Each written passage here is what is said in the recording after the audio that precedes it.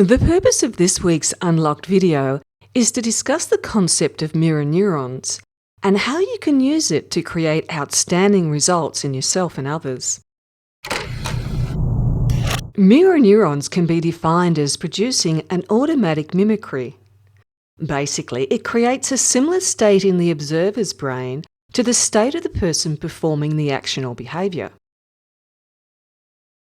Further research has discovered that when one person sees another person expressing an emotion, the same areas of the brain associated with that emotion are activated in the observer, making the emotions transmittable.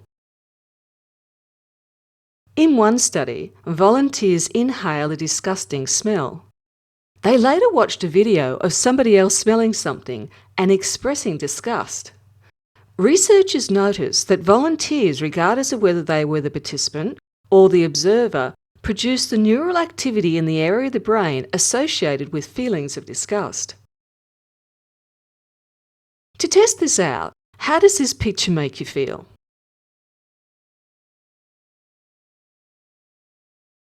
What about this one?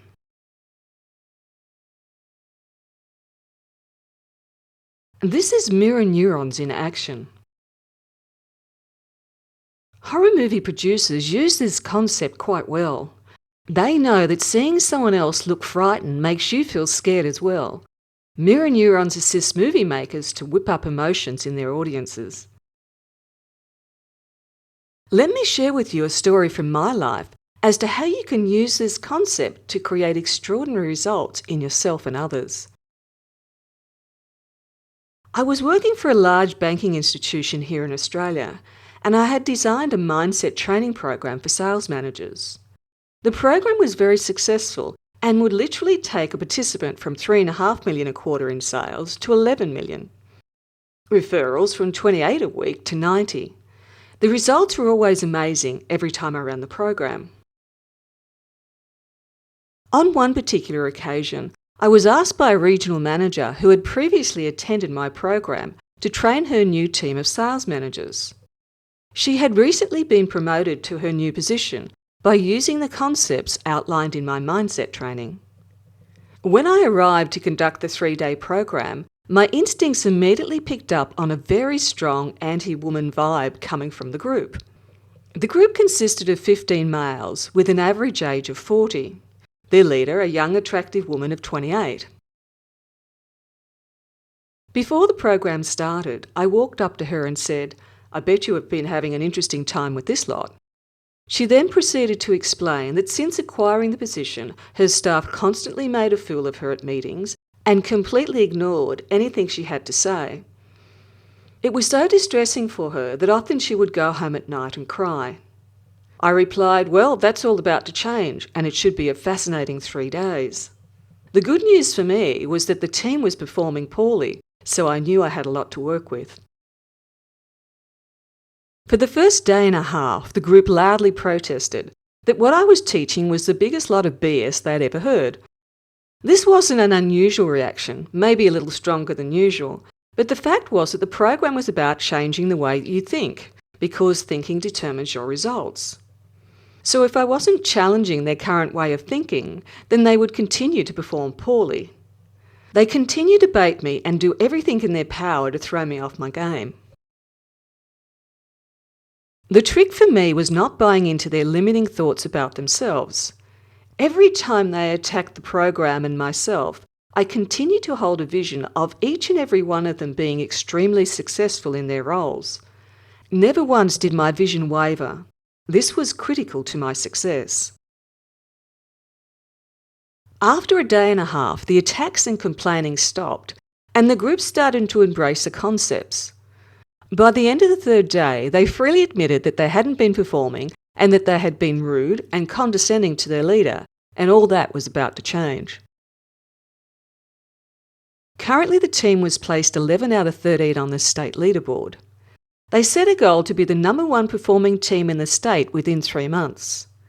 I always challenged the group at the end of the program to set big goals, and boy, this group took that challenge on board. True to their word, in 3 months they had become the number 1 performing sales team in the state.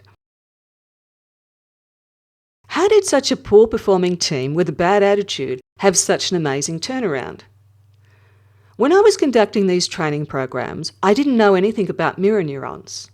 Somehow, I had accidentally stumbled upon a technique that I referred to as holding the highest vision for others. I didn't know why it worked, only that it got amazing results. When I came across the concept of mirror neurons, I finally knew why holding a vision was so powerful. I now understood that by holding a vision for someone else's success, that it would literally change their brain by lighting up the same neural connections of success in their brain as I was holding in mine. My vision became their brain's vision, and success automatically followed. I also taught this technique to a group of primary school teachers, one of which taught the class with an IQ of 50 to 75. These students went on to outperform mainstream students in basic maths and spelling.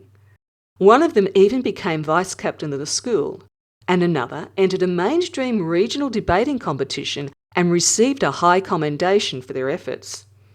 The judges had no idea when they awarded the prize that the student was from an intellectually disabled class, and were amazed when they were told.